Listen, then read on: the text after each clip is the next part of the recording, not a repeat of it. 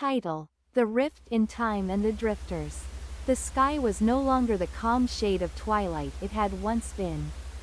There was an unnatural shift, as though the very fabric of reality had been torn open.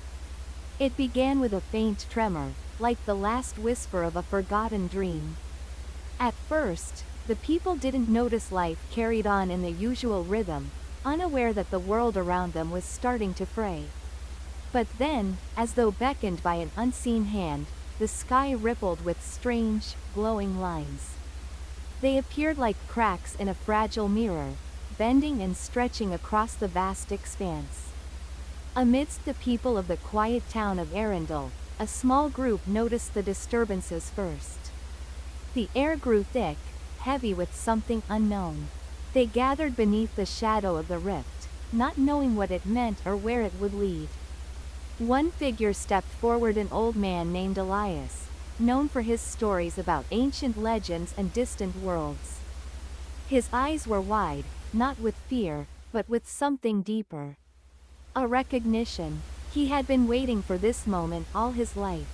"It's begun," he whispered, his voice hoarse but resolute. "The rift has opened." And with that, the fabric of time tore open completely. The first drifters arrived without warning. There were no flashes of light, no blinding explosions. They simply appeared, as though they had fallen from the sky itself. One by one, they stumbled into the town, confused, disoriented, and shaken. They came from different eras, different places, different realities. Some wore clothes from centuries ago, others dressed in garb that felt impossibly futuristic. A woman in a flowing gown, clearly from a time long past, clutched her hands to her chest. A young man, in tattered clothes, his face etched with worry, looked around in awe. The drifters had no memory of how they had arrived. They remembered their names, but little else. Their minds were clouded, their hearts heavy with the weight of the unknown. As they stumbled through the streets, the people of Arundel gathered to watch. A strange feeling settled in the air, a tension between the drifters and the world they had come to. It was as though the rift had not only opened a door to other times, but had also allowed the past, present, and future to collide. I don't understand," said one drifter, a young woman with long silver hair.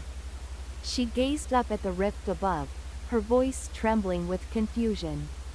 I was in the middle of a battle, and then." "You're here now," Elias said, his tone quiet but firm. "The rift pulls us all in, from different times. We're here for a reason. I believe it's the rift's will that brought us together." The drifters exchanged glances, unsure of what he meant but instinctively knowing that their lives had irrevocably changed. Together, the group set out to understand the rift. They traveled through the landscapes of time, each drifter experiencing their own unique journey. Some ventured to forgotten civilizations, where great cities rose and fell in the blink of an eye. Others found themselves caught in future dystopias, where humanity had learned to control time but at a terrible cost. As they moved through time, they encountered the consequences of the rift, the distortions it had caused. The past was no longer stable, history was in flux, and the future was uncertain. One drifter, a man named Kale, had been an explorer in his own time. But now he felt like a spectator, watching events unfold as though he was a stranger to them. "I've seen civilizations crumble," Kale said, his voice low. "I've witnessed wars that never ended and peace that was never achieved. But nothing like this. Nothing like the rift. It's tearing us apart. Our memories, our very existence, it's all starting to unravel." Elias nodded. "That's the nature of the rift. It doesn't just separate time, it merges it. The past, the present, the future, they all become one. If we don't find a way to close it, everything will collapse." The group pressed forward, determined to find a solution, but the journey was becoming increasingly perilous. With every step, the rift grew larger, swallowing entire landscapes. The boundaries between time were thinning, and soon they would no longer be able to distinguish where they were or when. As the rift neared its peak, a strange phenomenon occurred. The drifters began to experience flashes of memories not their own. They saw glimpses of lives they had never lived, battlefields they had never fought on, homes they had never known. These memories were fleeting, like dreams half remembered, but they were powerful enough to change them forever. The rift was not just a gateway to other times, it was a reflection of their souls, pulling them into the moments of their deepest desires, fears, and regrets. "I've seen my future," said the young woman with silver hair. "I saw myself lost in a world of ruins, searching for answers that would never come. It was terrifying." "You saw what the rift wants us to see," Elias said. "The rift doesn't just pull us through time, it makes us confront the choices we've made. It forces us to face our destinies, and in doing so, we learn who we truly are."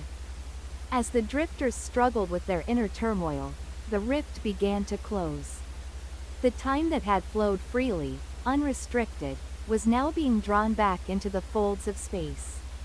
In a final effort, the drifters worked together, using the knowledge they had gained during their travels, to find a way to seal the rift. Each one of them, bound by their shared experience, brought their unique strengths to the task. The woman with silver hair channeled the power of her forgotten past. The warrior named Kale used his skills to defend the group from the temporal anomalies, and Elias, the wise old man, guided them with the wisdom of ages. With one final, collective push, they closed the rift, sealing time once more. As the rift closed, the drifters found themselves back in Arundel, the town they had first arrived in. The skies were calm once again, and the world seemed as it had been before the rift, normal, peaceful, and still. But the drifters were forever changed. They could no longer return to their old lives, not entirely. They had seen too much, experienced too much. Elias looked out over the town, his heart heavy with the knowledge that the rift might open again, at any moment. "It's not over," he said quietly. "The rift will return, and when it does, we must be ready."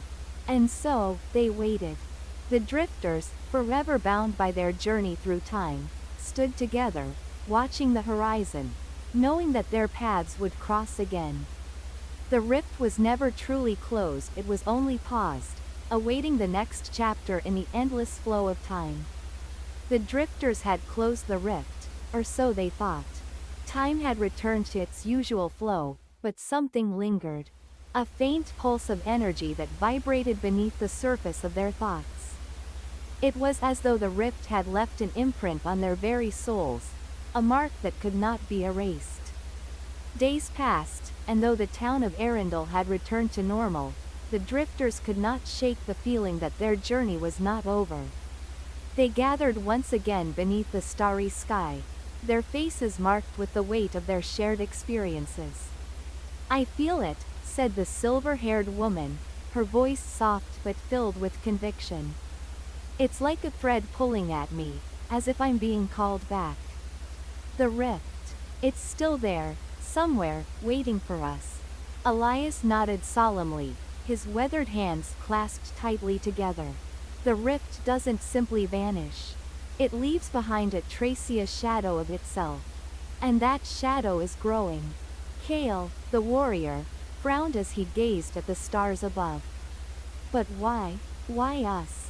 Why were we chosen to cross through time? I've fought in battles, faced monsters beyond imagination, but none of that prepared me for this. This fracture in time. We may never know the full answer," Elias replied, his voice filled with a quiet wisdom. "But I believe the rift chose us for a reason. Each of us carries something within us, something the rift needs. And until we understand what that is, the rift will continue to call us." The air around them shimmered as if responding to their words. The rift was not gone. It was waiting, hidden from view, yet omnipresent in the fabric of their lives. Soon after their conversation, the rift reappeared not as a crack in the sky, but as a subtle shift in the world itself. Time began to feel strange again. People would say something, and then moments later, they would contradict themselves. Events that had already happened seemed to shift, as though memory itself was becoming unreliable.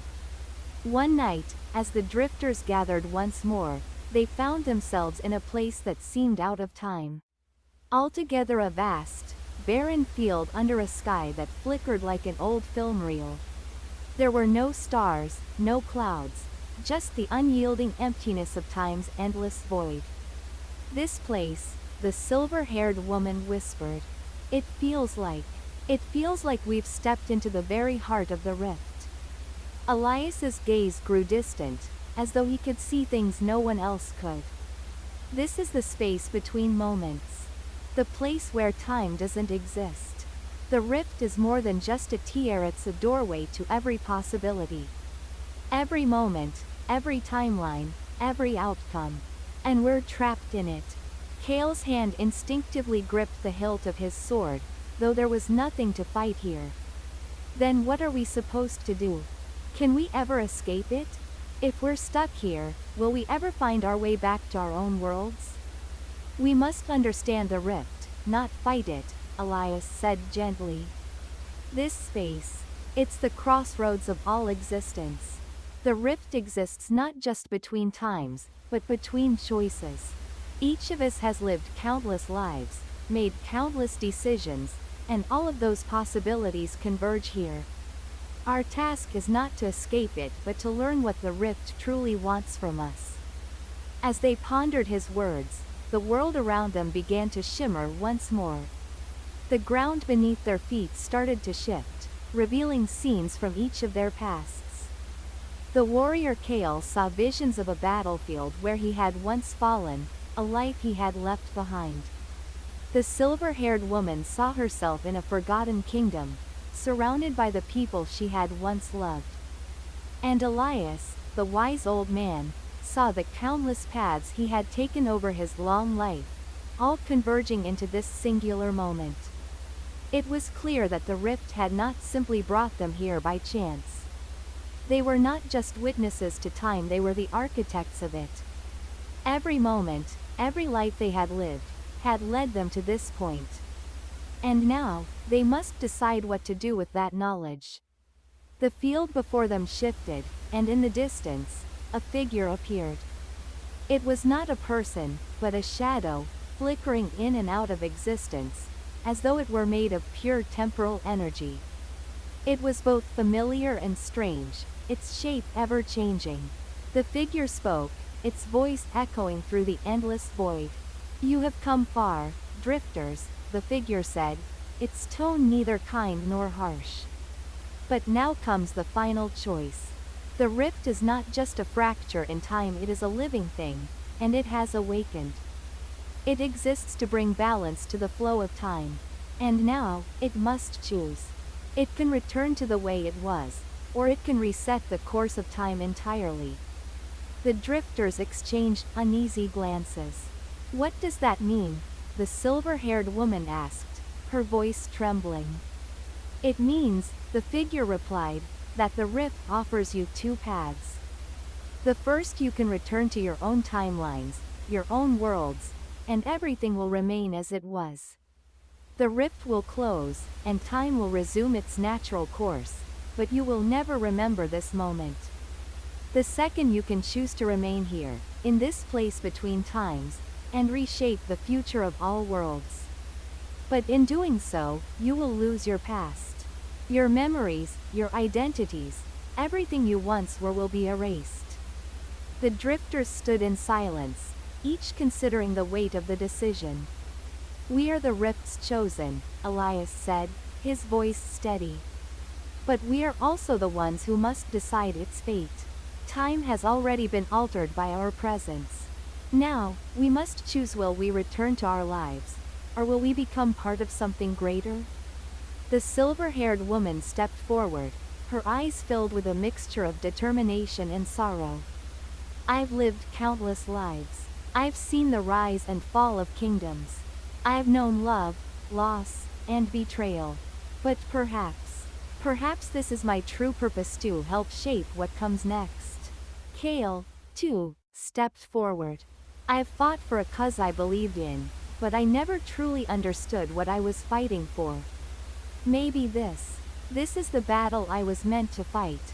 Elias looked at the figure, his face calm but his heart heavy. Then we choose the future. Together. With that, the rift pulsed, and the world around them began to dissolve. The future was no longer uncertain, it was theirs to create. When the rift finally closed, the world returned to its natural flow, but it was different. The drifters, no longer bound by the past, stood on the precipice of a new era. Time itself had been reshaped, but they carried with them the knowledge of the choices they had made. As they looked out into the new world, they knew that their journey was far from over. The rift may have closed, but its legacy would live on in the hearts of those who dared to shape their own destiny. And so, they drifted not through time, but through possibility. The drifters stood on the threshold of an entirely new existence, no longer constrained by the fabric of time. The world around them shimmered with the endless possibilities of what they had chosen to create. There was no clear horizon, no path to follow, only the vast expanse of a world waiting to be shaped by their will. "We've done it," the silver-haired woman said softly, her voice filled with awe as she looked around.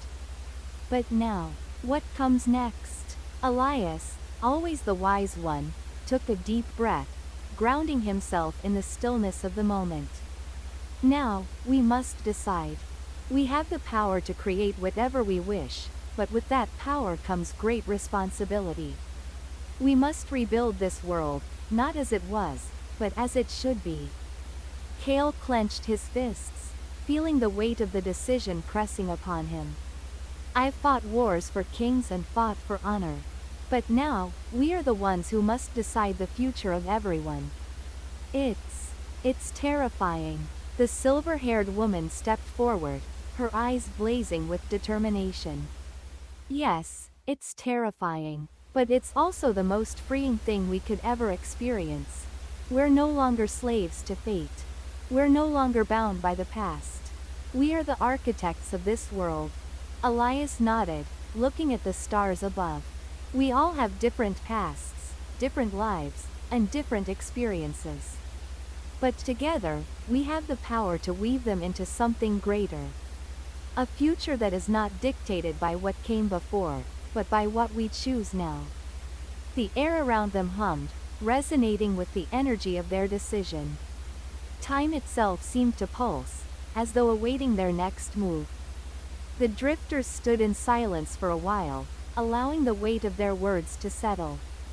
They were no longer defined by their pasts or the rift that had brought them together. Their identities had shifted, and they now embodied the force that had closed the rift, reshaping the world. Elias was the first to speak again. "We must be careful.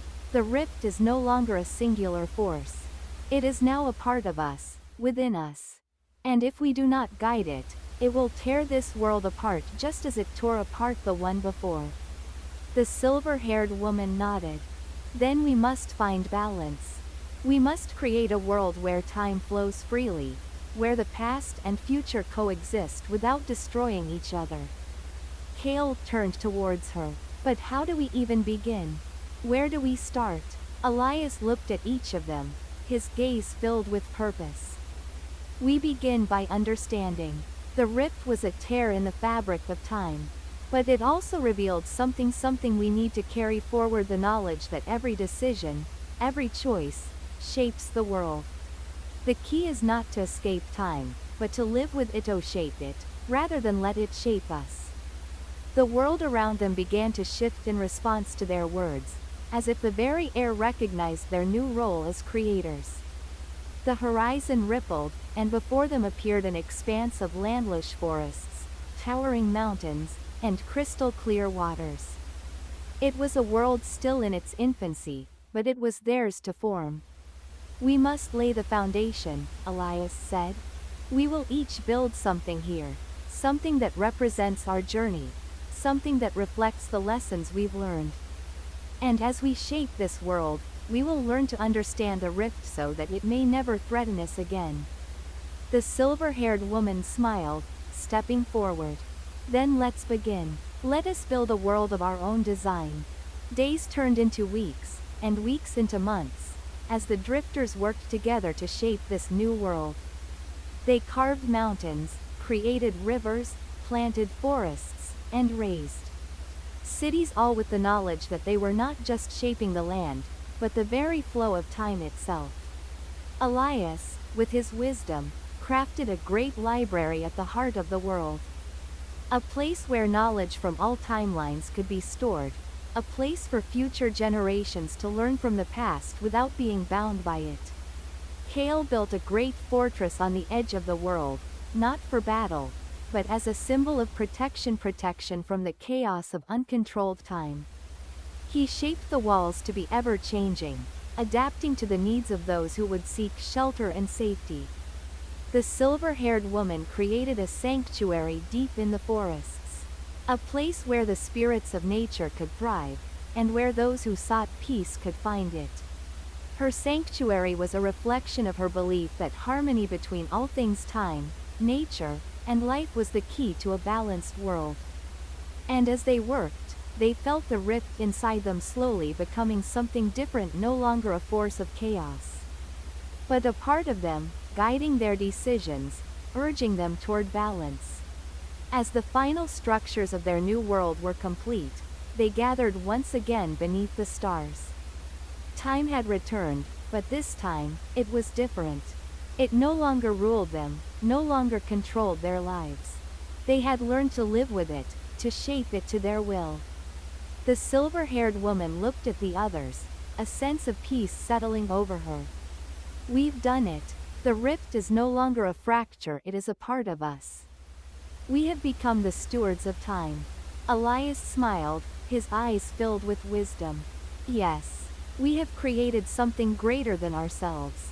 This world is not bound by the past or the future. It is free to evolve, free to grow.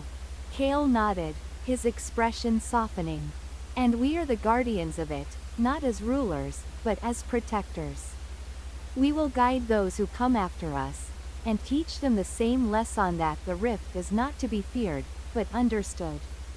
They stood together, watching as the stars above them seemed to align, as if acknowledging their creation. The world they had shaped was now their responsibility, and they would protect it for as long as time allowed.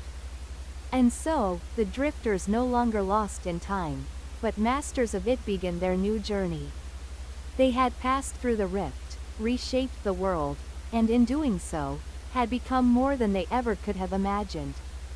They were no longer mere travelers of time, they were its creators. The rift had not been their end, it had been their beginning. As the years passed, the world the drifters had crafted flourished. New civilizations arose, and life took root in the vast landscapes they had shaped. Cities grew around the library Elias had built, their streets alive with the exchange of knowledge and wisdom.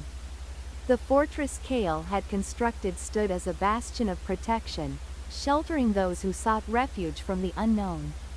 The sanctuary of the silver-haired woman became a symbol of peace and harmony, where nature and people lived side by side. Yet, despite the peace they had brought to this world, the rift inside them remained, a quiet echo of the force they had once known.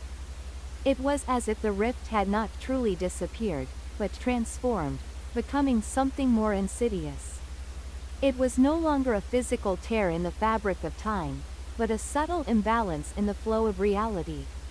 One evening, as the sun set over the horizon, Elias gathered the drifters at the central square of their new world. The air felt heavy, and the stars twinkled with a strange intensity. "It's happening again," Elias said, his voice filled with concern. "The rift. It's beginning to stir once more."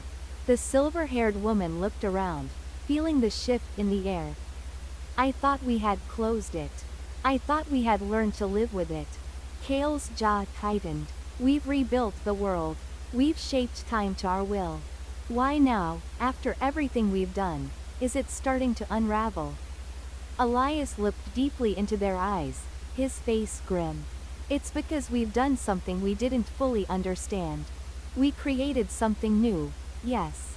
But in doing so, we've awakened forces that should not be disturbed. Time is not something we can simply control. It is not a tool to be wielded.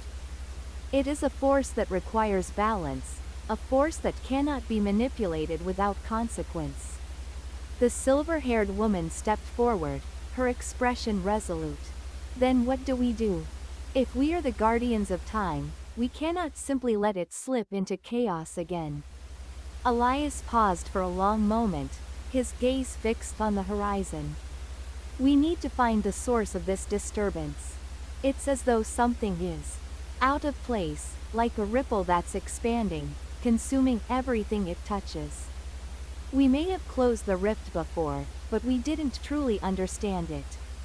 It is not just a tear in time, it is a living thing, and it has its own desires, its own will.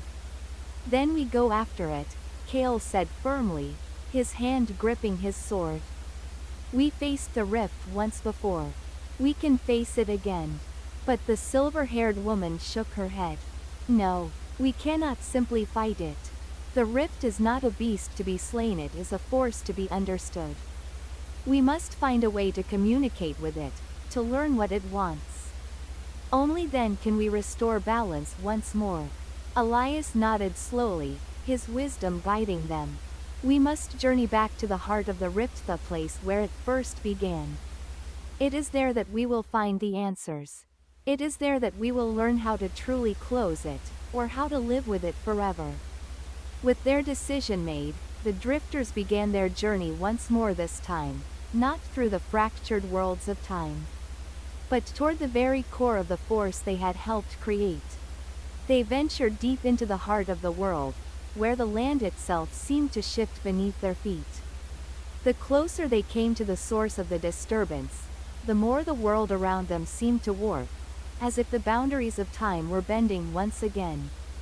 As they reached the center of the world, they found themselves standing before an enormous crystal, glowing with an eerie light. The air around it vibrated with the pulse of ancient power. This was the source, the heart of the rift. I thought it was gone, the silver-haired woman whispered, her eyes wide with disbelief. But here it is, pulsing, alive, just as it was before. Elias stepped forward, his hand reaching out toward the crystal. The rift is not gone.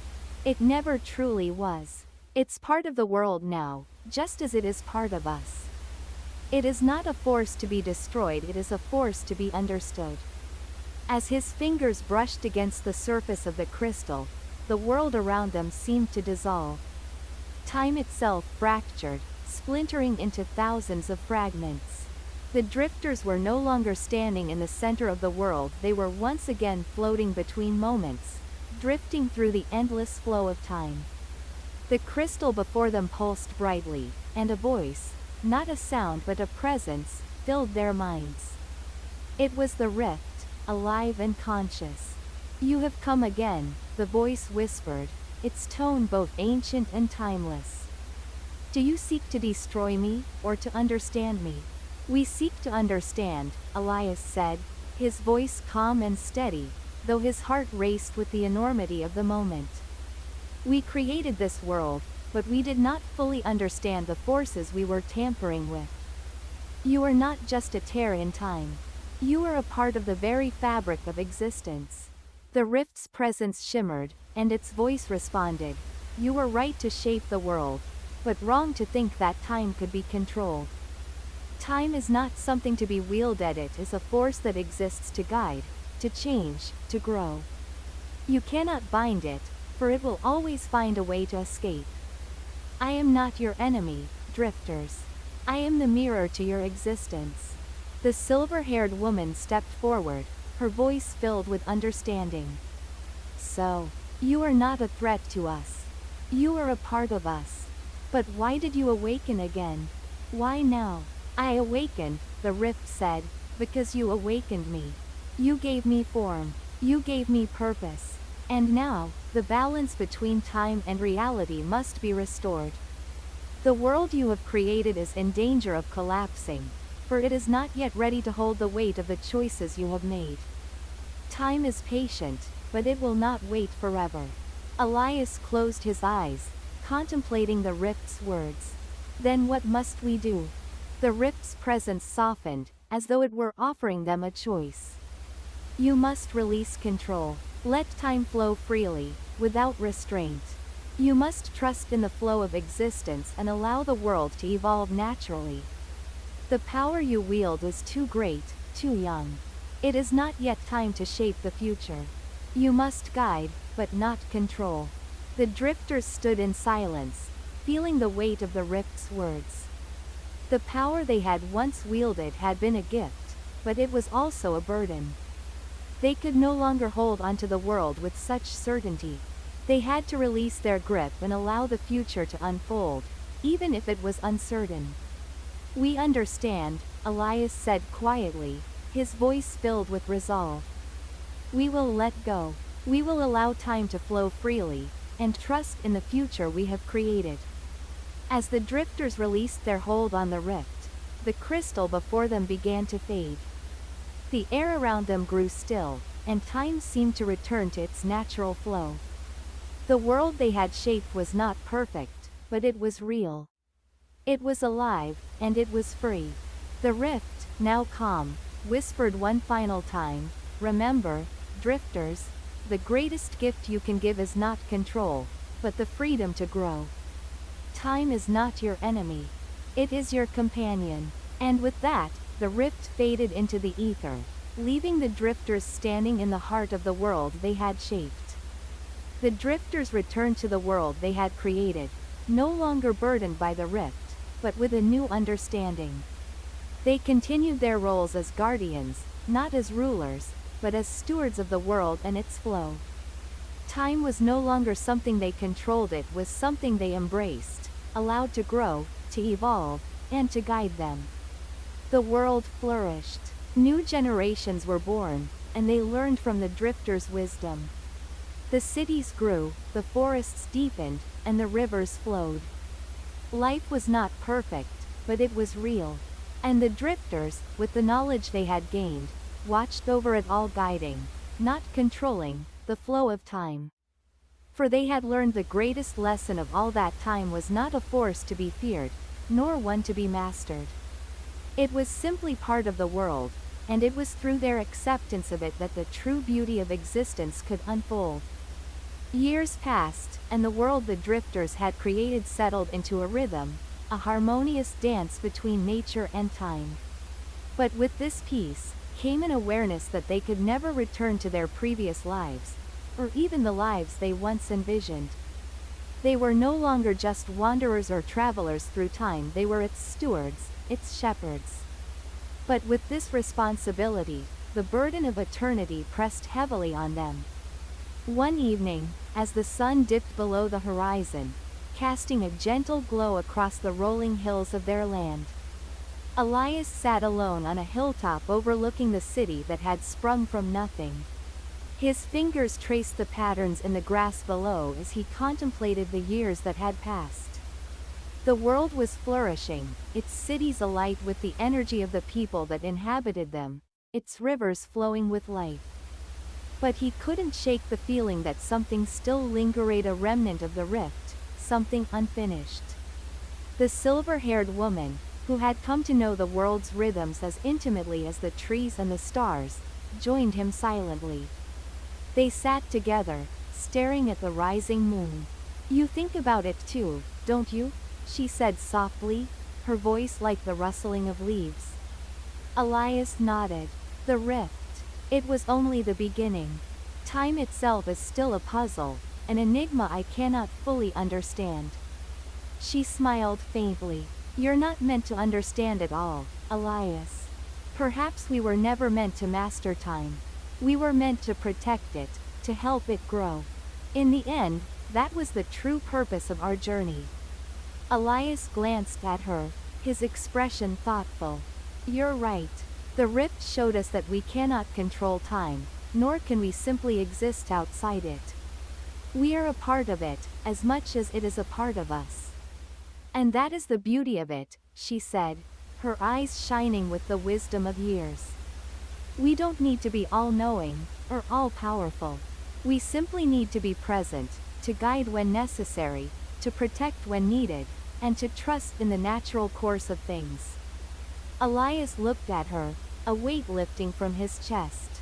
But what if there's something more, something we haven't seen yet?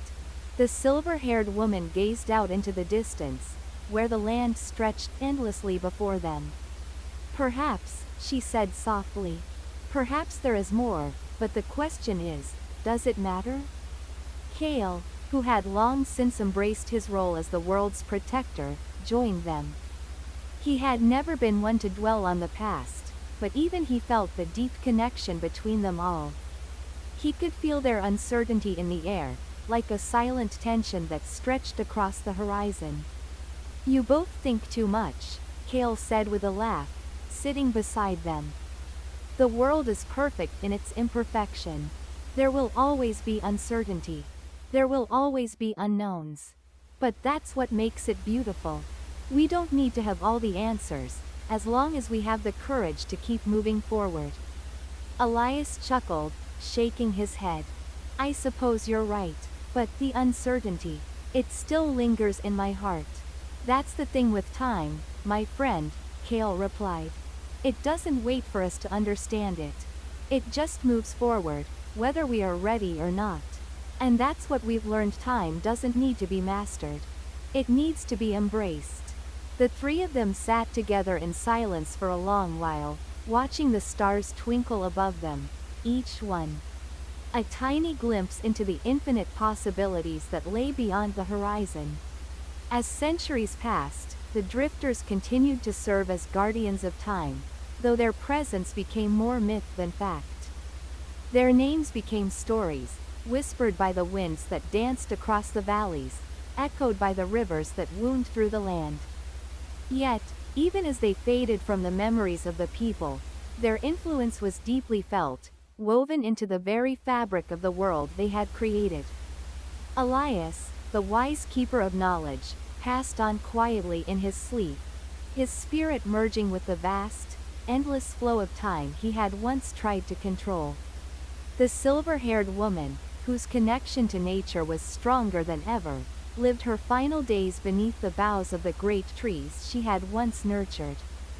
Cale, the fierce protector, took his last breath in the midst of a storm, his spirit rising as the winds he had once commanded. But as each of them passed from this world, their legacy lived on.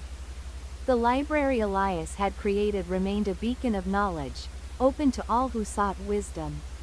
The cities Cale had helped build were now thriving civilizations, strong and proud. The sanctuary of the silver-haired woman, the forest, continued to flourish, a testament to the harmony between humanity and nature. The rift, once a symbol of chaos and uncertainty, had become a peaceful stream, its presence no longer feared, but respected. Time flowed, not as a force to be controlled, but as a rhythm to be danced with. And those who had learned from the drifters, who had lived through their teachings, now passed them on to the next generation, ensuring that the balance between creation and destruction, between knowledge and wisdom, would continue. In the quiet of the night, long after the drifters had gone, a new group of travelers found themselves at the edge of the rift. They had come, not to close it, but to understand it, just as the drifters had once done. They were not perfect, nor would they ever be. But they carried with them the wisdom of those who had come before, the guardians of time who had embraced the beauty of uncertainty. And so, the journey continued endless, ever-changing, but always moving forward. The drifter's story, like the flow of time itself, was never truly finished. It lived on in every moment, in every heartbeat, in every breath of wind and every ripple in the water. For time, like the world, was a story without an end. And the drifters, in their infinite wisdom, had shown that the greatest adventure of all was not in understanding it, but in living within it. Centuries passed since the drifters' journey had ended, and yet, their influence remained etched in the world. The cities, once born from their struggles and triumphs, had grown into sprawling metropolises, their foundations now covered in the dust of ages. The once bustling library of Elias, which had once held the wisdom of the ages, now stood as a monument, a towering structure covered in ivy, its books and scrolls now relics of a forgotten time. Still, the knowledge within those walls had shaped the course of history. The great forest, tended by the silver-haired woman, had expanded into a vast sanctuary, its roots stretching deep into the earth, and its branches caressing the sky. The animals that once roamed freely now lived in harmony with the people, who had learned to respect nature as their ancestors had. In the heart of one of the great cities, a young scholar named Eric had dedicated his life to studying the mysteries of time. He had spent years scouring the ancient texts left behind by Elias, searching for clues to unlock the secrets of the rift that had once threatened the world. Eric had grown up hearing stories of the drifters' tales of their incredible power, their battles, and their legacy. But for all his studies, Eric could not find the answers he sought.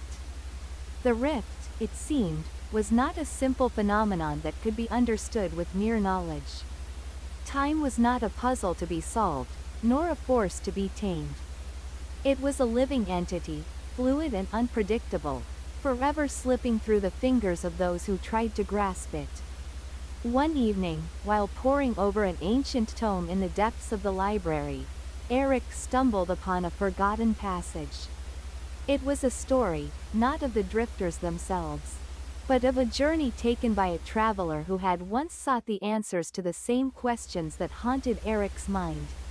The traveler had ventured beyond the rift, crossing into the unknown, only to return with a single, cryptic message.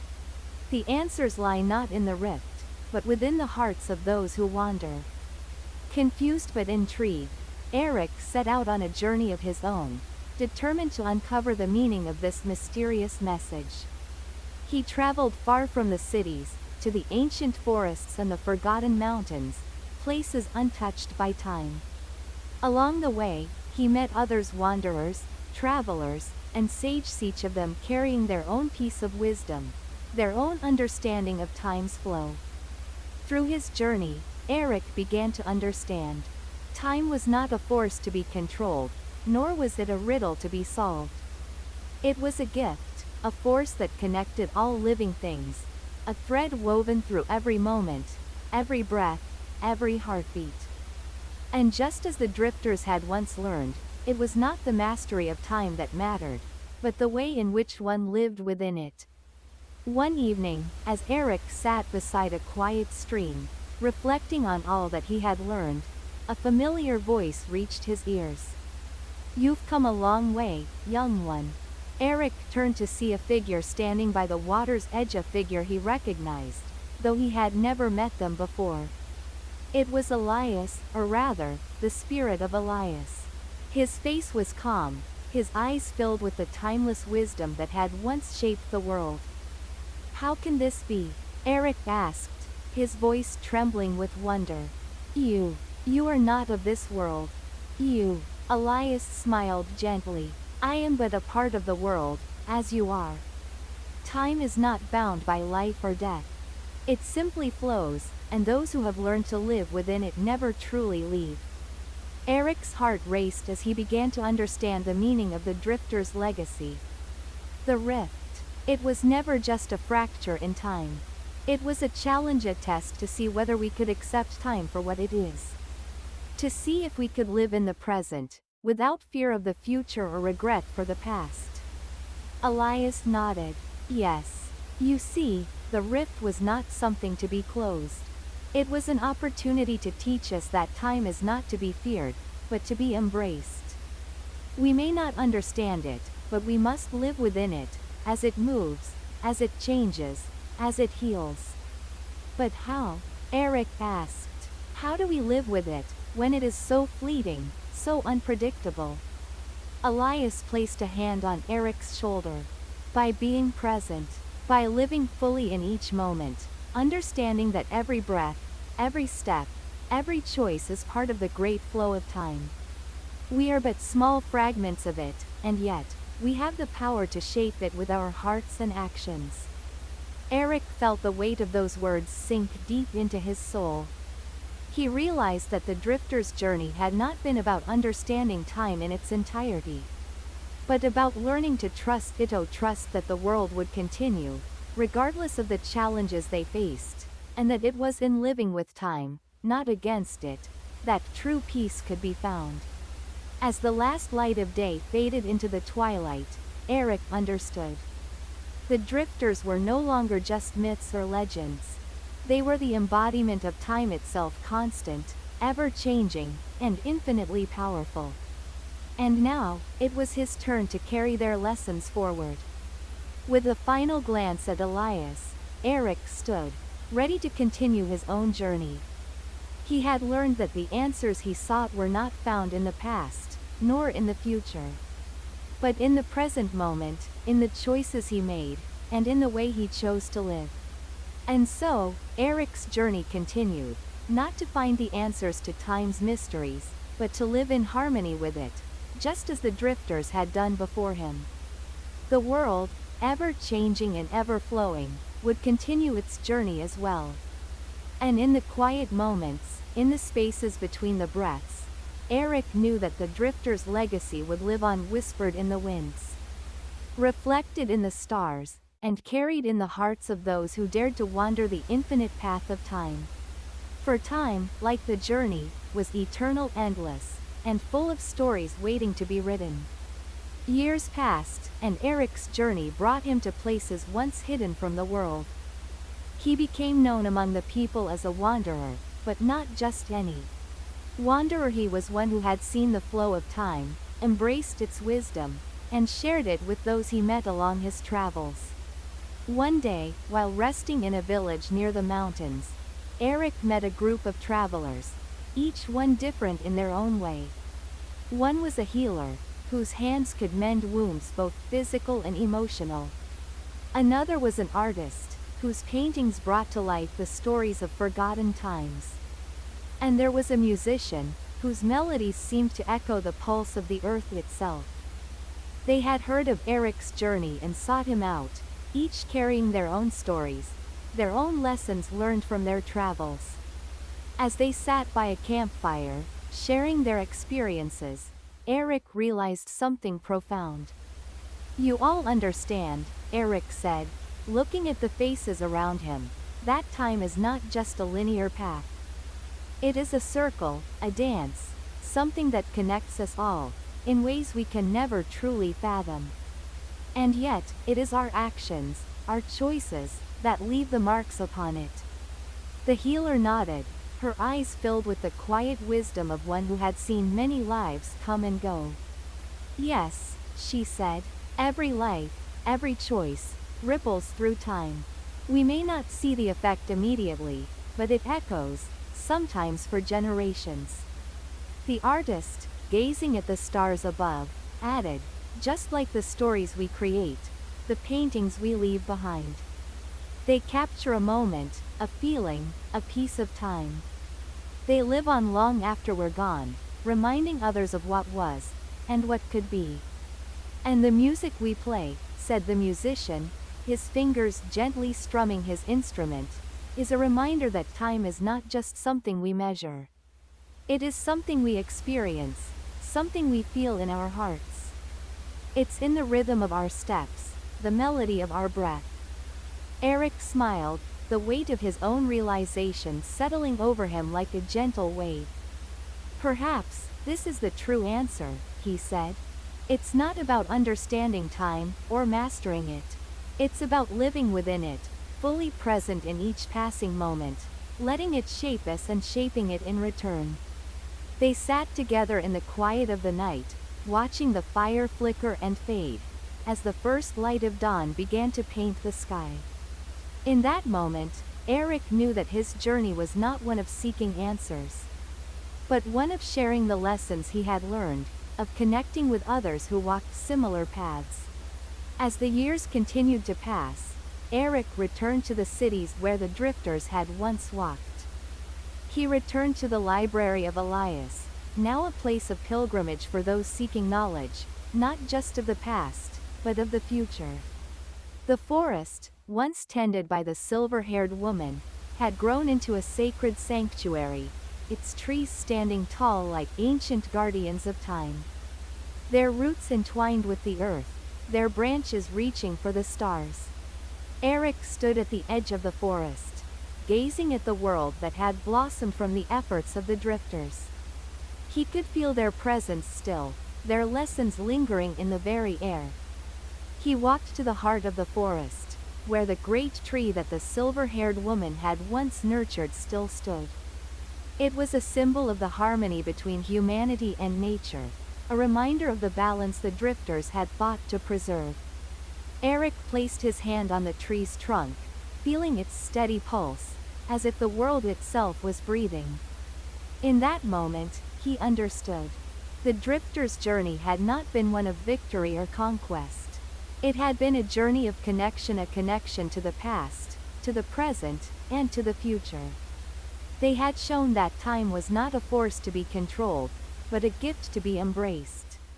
And that the legacy of those who came before was not in the monuments they built or the battles they fought, but in the hearts of those who carried their wisdom forward. Eric's journey, now well into its later years, was far from over.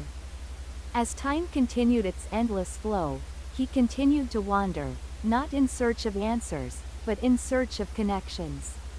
His teachings spread, and others who understood the delicate dance of time joined him, sharing their stories, their wisdom, and their love for the world. And so, the cycle of time continued.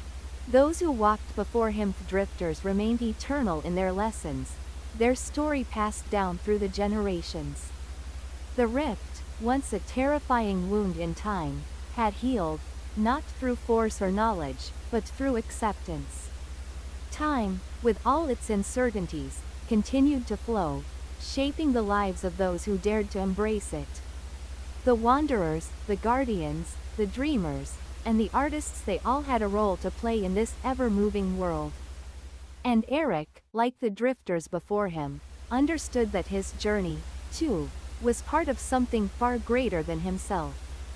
As the stars shimmered above him, and the earth beneath his feet continued to shift, he walked on, guided not by the search for answers, but by the simple truth that time, in all its complexity and beauty, was a gift to be cherished. As Eric continued his travels, his reputation grew, and more came to learn from him. The wanderers he had met long ago became his closest allies, each one carrying their own unique wisdom that complemented his own understanding of time. Soon, they were not just a small group, but a growing collective, a gathering of those who understood the true nature of time as an eternal flow. A living tapestry that wove together the lives of all beings. One evening, as the sun dipped below the horizon, casting its golden light across the land, Eric found himself once again sitting by a quiet stream. His companions were gathered around, each one absorbed in their thoughts, feeling the pulse of the earth beneath their feet. "Do you ever wonder," Eric asked, breaking the comfortable silence, "how many others are out there, others who understand, who feel the flow of time as we do?" The healer, whose gentle touch had soothed many over the years, smiled. "I believe there are countless others," she said softly. "People who live in harmony with time, who embrace its mysteries without fear. They may not always understand it, but they know that it is part of them." The artist, who had captured countless moments in his paintings, added, "Time is in the brushstrokes. It is in the spaces between. Every piece I create is a small fragment of the world around me, caught in a single moment. It is a way of honoring the present, of preserving the pulse of life." The musician, strumming his instrument, nodded. The rhythm of time is in every note we play. It moves like a river, sometimes slow, sometimes fast, but always flowing forward. We can't control it, but we can play our part, add our melody to the song of the universe. Eric's gaze lingered on the stars as they began to emerge in the darkening sky. What if this is the purpose of our journey, he said. Not just to understand time, but to live with it, to contribute to the great melody of existence. To remind others that every breath, every step, is part of something far greater than ourselves. They sat together in silence, each of them contemplating the depth of Eric's words. And in that quiet, they all felt the same sense of peace, a peace that came not from knowing everything, but from accepting that they were part of something much larger than they could ever fully comprehend. As the years continued to unfold, Eric's teachings began to spread far and wide. The cities he had once visited were now places where people gathered not just for knowledge, but for understanding. The forests and mountains, once hidden from the eyes of most, became sanctuaries of reflection. Places where people went to reconnect with the earth and with time itself. One day, Eric was called to a distant land where the rift had once torn through the fabric of reality, leaving behind scars that even time could not erase. The land was desolate, its once vibrant fields now barren, its cities abandoned. But there was still a spark of hope, a flicker of life. The people who lived there had not forgotten the past, and they sought Eric's wisdom, hoping that he could help them heal the land, heal time itself. Eric arrived with his companions, and together they began their work. They did not seek to undo the past or to change the course of history. Instead, they sought to heal the land by living with it, by embracing the cycles of life and death, growth and decay. Slowly, the land began to respond. The seeds of new life were planted, and the winds began to carry the whispers of ancient stories, stories of the drifters who had once crossed this very land. It was then that Eric understood something profound, that the rift, though once a wound in time, had also been a bridge. A bridge between worlds, between moments, and between the past and the future. It had been a reminder that time was not just something to be feared or understood, but something to be lived with, to be honored in all its forms. As Eric looked out over the land that had begun to heal, he realized that his journey had come full circle.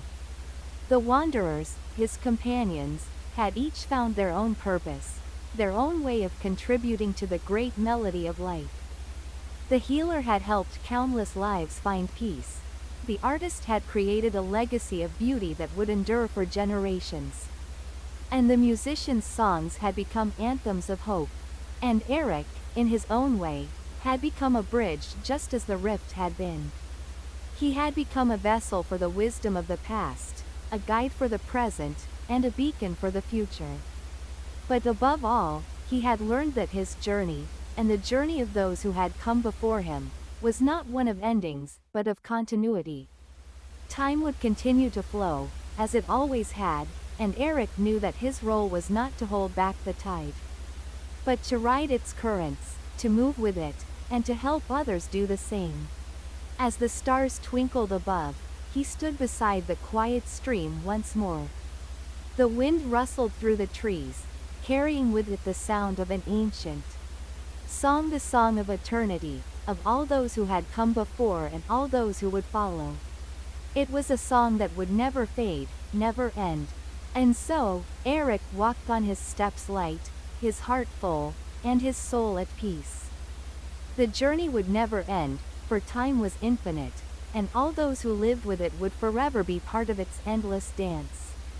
And so, the story of Eric, the wanderer, the bridge, the keeper of time's wisdom, continued to echo through the ages. In every corner of the world, there were those who, like Eric, understood that time was not a path to be walked alone, but a journey shared by all. The lessons of the drifters, and of the countless others who had learned to live with time, became a beacon of hope for generations to come.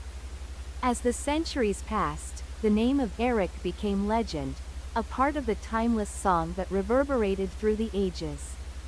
His journey, like all journeys, was not an end, but a beginning, a reminder that time is a circle, and that every step, every moment, every choice we make ripples outward, touching the lives of those who come after us. The rift, once a tear in the fabric of reality, had healed. But in its place, a new understanding had emerged, a deep, unshakable truth that time, with all its mysteries and uncertainties, is a gift. And it is through how we live with it, how we walk its path, that we shape the world and the future. That's the end of today's story. See you.